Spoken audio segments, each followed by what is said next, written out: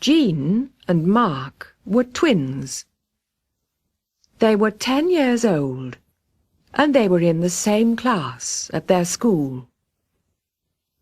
A few weeks ago, their English teacher said to the children, "I haven't given you any homework for 2 weeks, children. Now this week, write a composition about our cat and give it to me next Monday." Have you all got a cat at home? "Yes, Miss Jones," all of them answered. All the pupils did the composition, and they gave it to the teacher on Monday. The teacher read all the compositions, and then she gave them back to the pupils on Tuesday.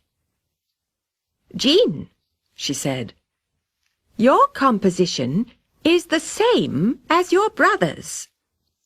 "Yes," answered Jean quickly. "It's the same cat."